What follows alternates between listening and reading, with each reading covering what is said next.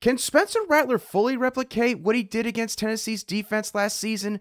Probably not, but there is one aspect that he could replicate, one that could lead to great success on Saturday night. You are Locked On Gamecocks, your daily podcast on the South Carolina Gamecocks, part of the Locked On Podcast Network, your team every day. Hello, Gamecock Nation, and welcome back to the Locked On Gamecocks podcast.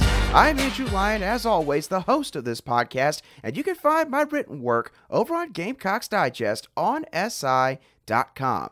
Thank y'all so much, as always, for making the Locked On Gamecocks podcast your first listen or watch for your team every day. We are free and available both on YouTube and wherever you get your audio podcasts daily.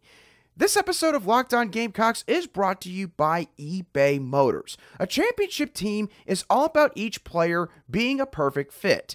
It's the same deal with your vehicle. So for parts that fit, head to eBay Motors and look for the green check. Stay in the game with eBay Guaranteed Fit. ebaymotors.com. Let's ride. eBay Guaranteed Fit is only available to U.S. customers. Eligible items only. Exclusions apply.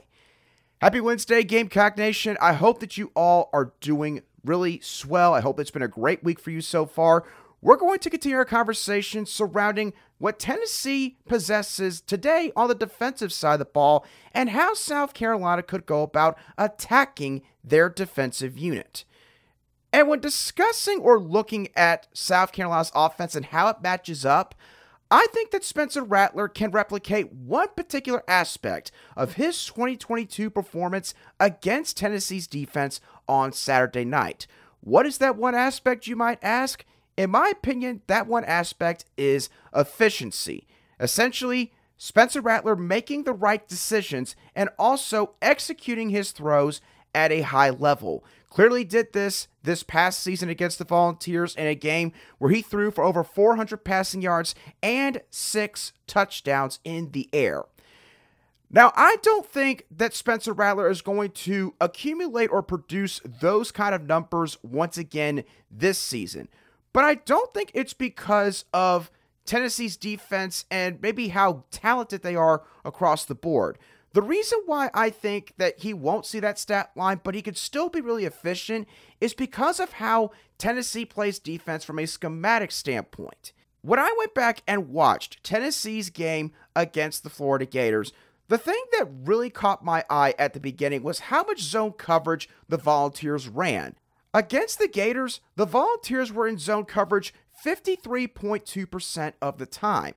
And they were also in soft man coverage 25.8% of the time. Essentially, they were in man coverage with one defender being assigned to one receiver or tight end, but they weren't necessarily pressing them right at the line of scrimmage from the time the ball was snapped.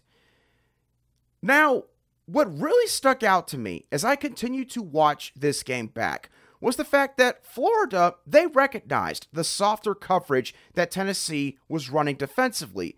And so while they ran the football a lot in this football game, they also attacked the perimeter in the passing game, and they saw a decent amount of success doing so. And yet Tennessee's defensive staff did not make any drastic changes in terms of the coverages that they were running up until about the second to last defensive drive of the football game, where Tennessee knew that they had to be aggressive and they had to get a stop or else the game was essentially out of reach. What that tells me is that Tim Banks, Tennessee's defensive coordinator, this is legitimately the kind of strategy that he wants to run. Because if he's willing to run a conservative coverage scheme, a lot of zone coverage against a football team in Florida that outside of Ricky Pearsall has no real weapons on the outside, and against a quarterback in Graham Mertz that quite frankly has still yet to prove that he is a real reliable starter at the Power 5 level, then he is willing to run that kind of coverage probably against any team in the SEC. So how does this relate to Spencer Rattler and Dow Loggins and how they should attack the Volunteers in this football game? If I were Dow Loggins, I would essentially utilize the first half game plan from the Georgia game and the Furman game. Basically, I would attack the perimeter early and often in the passing game. Take what Tennessee's defense is very likely going to give you in this football game. And understand at the same time that at some point, you're going to get the Volunteers caught in man coverage. And you're going to have a play drawn up where you might like the matchup for Xavier Legette all the way near the sideline. You might like a matchup for Amorian Brown. You might like a matchup for Omega Blake. You're going to have your chances is my overall point. But just don't force the issue. Try and basically kill Tennessee's defense with 1,000 paper cuts, figuratively speaking, and then go for the kill shot whenever they give you the opportunity to do so. The other positive with running this kind of strategy is using a quick passing game is going to protect your offensive line. I've heard a lot of talk about how Tennessee, they really like the fact that South Carolina's offensive line has gone through their struggles this season. And there is no question, South Carolina's offensive line, they definitely have had their low moments. But there is a way to work around that in modern college football. And one of those ways is using a quick passing game. And so South Carolina, they can utilize that to try and wear down this Tennessee defensive front, especially if they are seeing success on those particular plays. The one thing that I really hope Dow Loggins does not do, that he did against the Georgia Bulldogs, is essentially go away from the perimeter passing game in the second half. I talked about it the couple of days after South Carolina lost that game against the Bulldogs in week 3.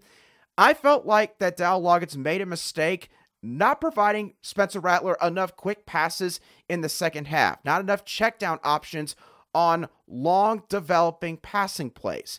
Even though Tennessee's defense is not as good as Georgia's defense, especially when you narrow it down to the two secondaries, I don't think that Dow Loggins should do that again on Saturday night.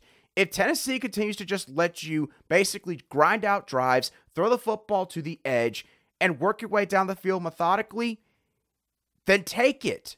Go ahead and do that. Because again, as I said earlier, you're going to have your shots at some point. It was the same deal with Mississippi State this past weekend. They ran a lot of zone coverage. And guess what? Spencer Rattler, first play of the second half, 76-yard touchdown bomb to Xavier Legette down the left sideline. You're going to get your chances.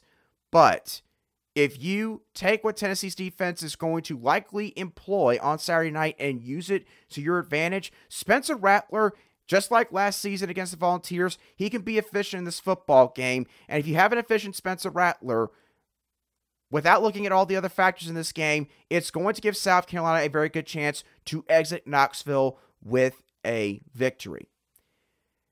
Now, I just mentioned Xavier Legette in passing a moment ago. And the thing is, Xavier has had a phenomenal, and I mean phenomenal start to the 2023 season. But there is sort of a feeling in my gut that if South Carolina is going to win this game, they're going to need to have somebody else step up alongside Xavier Legette. Maybe not match his production. I don't think anyone can do that. But at least make their own critical plays when the Gamecocks need them. And I do think that there's a particular player on South Carolina's offense that could have themselves a game against Tennessee on Saturday night. And I'm going to discuss who that player is and why I think they could have a solid night on Saturday in just a couple moments right here on Locked On Gamecocks. Today's show is brought to you by DoorDash. Now, my mom works in a school district. My mom works as a front desk secretary, and so my mom, she has a lot on her plate from early in the morning all the way up until about 3:30, 3:45 in the afternoon. And my mom, because she has this school job throughout the entire week, it takes away time for her to be able to go to the grocery store, to go and run some errands that she might want to run after her day at work is over. And if you're someone that maybe is in that same kind of situation, you need to check out DoorDash because you can get 50% off your first DoorDash order up to a $20 value when you use code LOCKEDONCollege at checkout. This is a limited time offer and terms to apply. So I say again, that's 50% off, up to $20, no minimum subtotal, and 0 delivery fees on your first order when you download the DoorDash app in the App Store and enter code LOCKEDONCollege. Don't forget, that's code LOCKEDONCollege for 50% off your first order with DoorDash.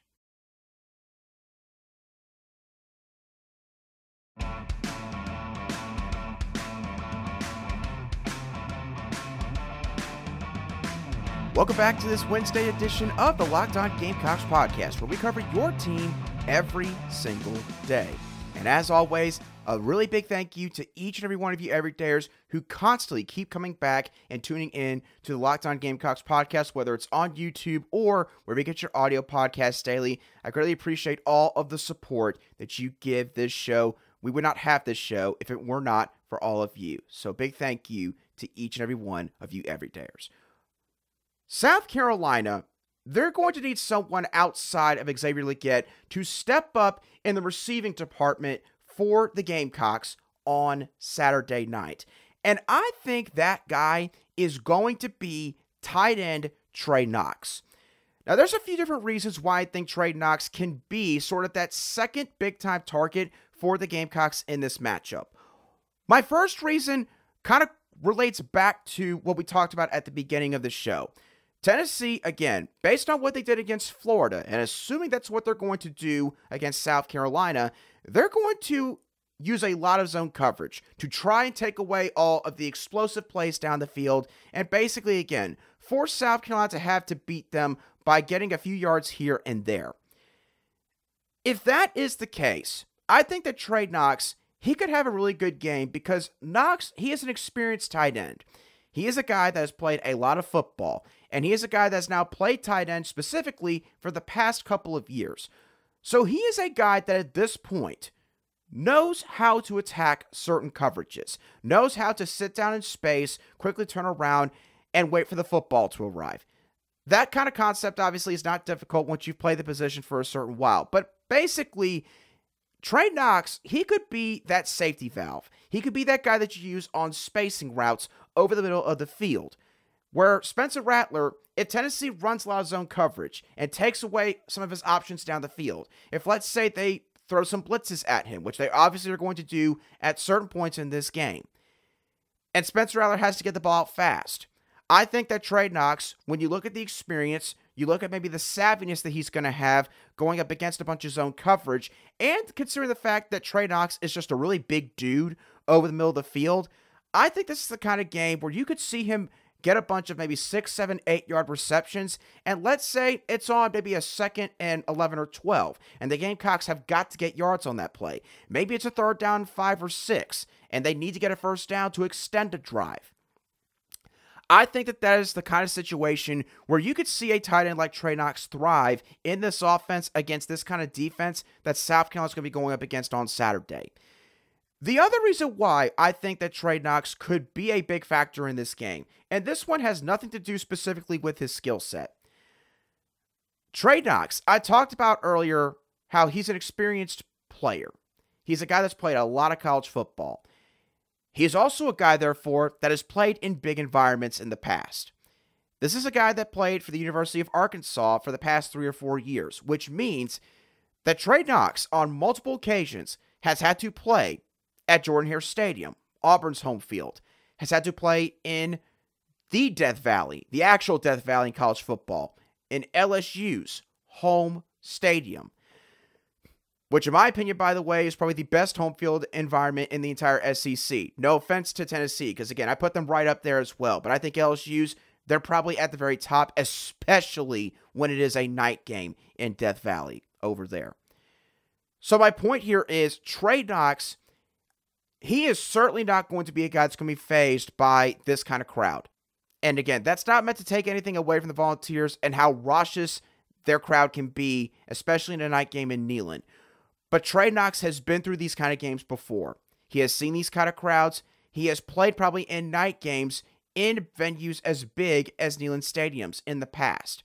And so he is going to be a guy that, in my opinion, is going to be quite reliable for Spencer Rattler when, again, they need that timely catch, a critical drive extender, but also a guy that can help maybe settle down some of these younger guys. Because, hey, South Carolina, they're relying on some of these younger players in their two deep. Obviously, they got Trey Knox starting at left tackle once again. They've been starting him since week 3, ironically enough, against Georgia on the road in Sanford Stadium. Trevon Baugh could be another offensive lineman, true freshman, that gets a lot of run on Saturday night. We'll see how that turns out. Tyshawn Russell's now in the two deep. He's a true freshman. Nick Harper's in the two deep. Has been, I think, in the two deep based on the depth chart. He is going to be playing for the first time ever in Neyland Stadium. Trey Knox can help out a lot of these younger guys on that side of the ball in terms of, hey, keeping everything mellow, staying consistent in terms of how you're feeling emotionally, how you're responding to your surroundings. For all of those reasons, I think that obviously outside of the numbers that Xavier Legette is probably still going to produce on Saturday night, I think that Trey Knox, both on the field and also on the sideline, he is going to be an important player for this team in this game. Because I think that he can help them, again, extend drives and therefore give South Carolina chances to continue to score on offense, but also help out some of these younger guys whenever maybe there's a drive that doesn't go well. Because I do think that South Carolina, there will be a time or two where, hey, the drive is just not going to go their way, and they're going to have to find a way to respond, wipe it clean from their memory, and move on to the next drive whenever they get the ball back later in the game. I think that Trey Knox, he is going to have to be a leader, both in terms of what he does on the field and also what he does with his teammates when they're on the sidelines as well. Another key position unit in this game for South Carolina's offense, I mean, it's quite obvious. It's South Carolina's offensive line. And again, for how much people have talked about that unit and how much they've disparaged that unit, I think that South Carolina's offensive line is actually going to be a lot better prepared for this game than people, especially outside of South Carolina's fan base, are giving them credit for. And I'm going to touch on the reasons why in just a couple moments, continuing this Wednesday edition of Locked On Gamecocks. Today's show is also brought to you by Jace Medical. Everyone should be empowered to care for themselves and their loved ones during the unexpected. That's why Jace Medical offers the Jace Case. The Jace Case provides 5 life-saving antibiotics for emergency use and gives you a peace of mind so that you're not just hoping that you have access to medication in an emergency. Jace Medical makes sure that you have the medication in hand. Jace Medical is simple. They handle everything from the online evaluation to licensed pharmacy medication delivery and ongoing consultation and care. Don't get caught unprepared. Save more than $360 by getting these life-saving antibiotics with Jace Medical, plus an additional $20 off by using code LOCKEDON at checkout on jacemedical.com. That's JASE medical.com, promo code LOCKEDON.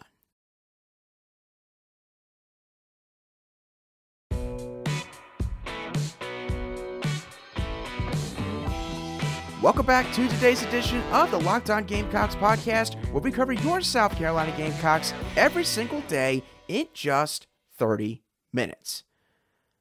I talked on our Tuesday show about how South Carolina's defense could use a couple of games that they've already played this season to help them be better prepared for facing Tennessee's offense. And guess what? In my opinion, that same sort of deal applies to South Carolina's offensive line when facing this Tennessee defensive front on Saturday night. When I watched some of the games that Tennessee has played so far this season, the thing that stuck out to me about Tennessee's defensive front is that these guys are very athletic. These defenders are very fast. And that is sort of the way that Tennessee likes to play.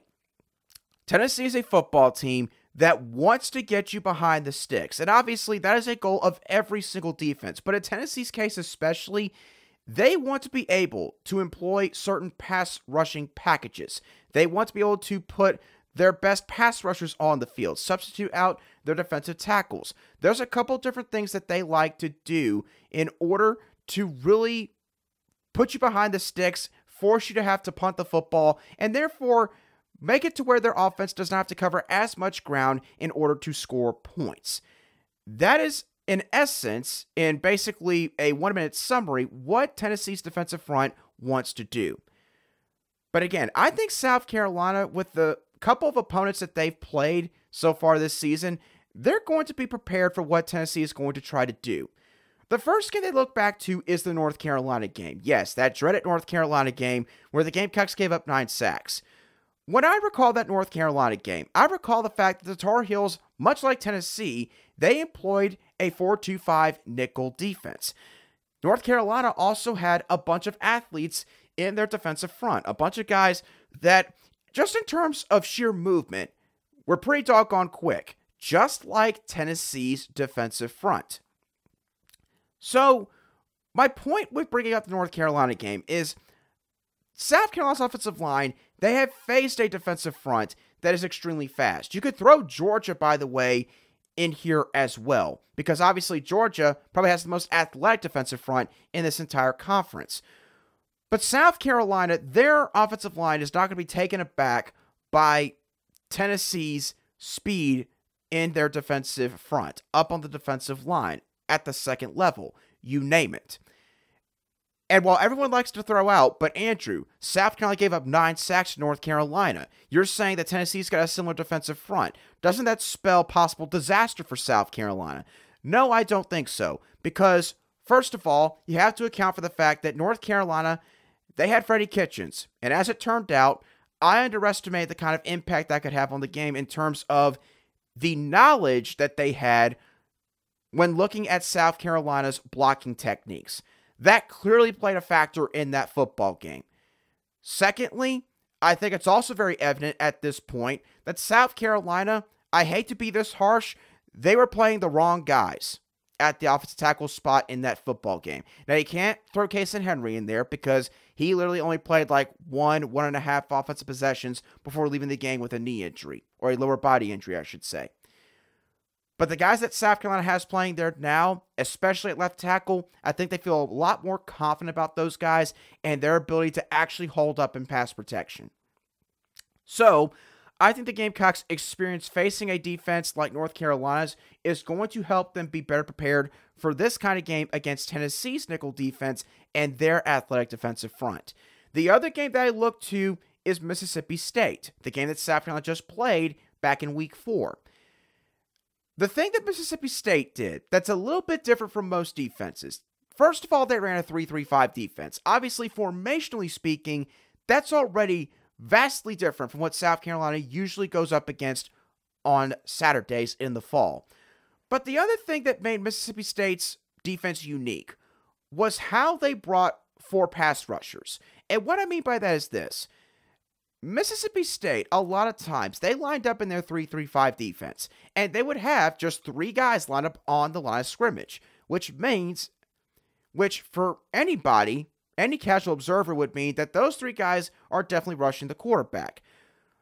But Mississippi State also at times, they would creep up one of their linebackers onto one of the edges as like, say, a 4th rusher, an edge rusher per se. Sometimes they would have one of those linebackers maybe time up with the cadence of South Carolina's snap count, and they would basically bomb rush right into an A gap or B gap on the interior, serving as a 4th pass rusher in that sense.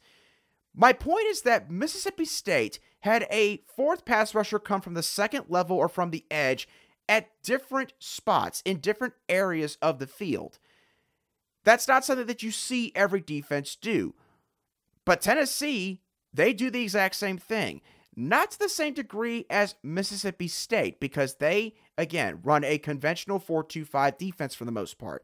But they will do this from time to time. They will send maybe a different linebacker on the opposite edge to rush the quarterback. They will sometimes bring maybe a nickel corner off of the edge to rush the quarterback and be that 4th rusher. So South Carolina's offensive line, they're going to have to be attentive. They're going to have their eyes everywhere and keep a mental log of where everybody is lining up before the ball is snapped in case somebody drops back into coverage and maybe that 4th rusher is coming from your spot or your side of the field.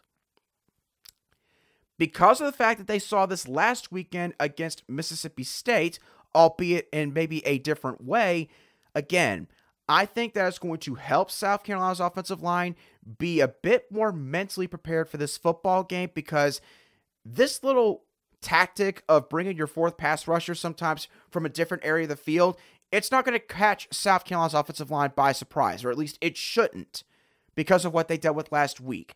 So because of the athletic defense they played in week 1 and week 3 with North Carolina and Georgia, and how Mississippi State went about bringing their fourth pass rusher this past weekend on a consistent basis, I think that South Carolina's offensive line, much to the contrary of the public opinion out there, again, outside of South Carolina, I think they will be better prepared for this game than people are going to give them credit for.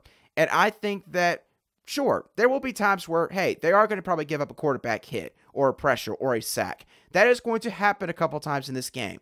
But I don't think that they're going to get absolutely feasted on like some other people are making it out to be heading into this contest. So simply put, South Carolina's offensive line, I think that they will be able to use a bunch of their experiences and, yes, some of the lumps that they've taken this season to help them be better prepared for this game against Tennessee's defensive front. With that being said, that's going to do it for today's edition of the Locked On Gamecocks podcast. I hope that y'all thoroughly enjoyed today's show as always. What are y'all's thoughts on how Spencer Rattler and South Carolina's offense should attack Tennessee's defense? Who do you think has to step up alongside Xavier Legette in the receiving department? Do you think it's Trey Knox, or do you think it's someone else? And lastly, do you think that South Carolina's offensive line, in a weird way, could be better prepared for this game because of the struggles that they've gone through to this point in the season? Let me know your thoughts down below in the comments section if you watch today's show on YouTube, or shoot me a direct message on Twitter at @ALion_SC if you listen to today's show on an audio podcast app. Once again, thank y'all so much for tuning in. Have a great rest of your Wednesday, and I'll be sure to catch y'all on our Thursday crossover edition right here on the Locked On Gamecocks podcast.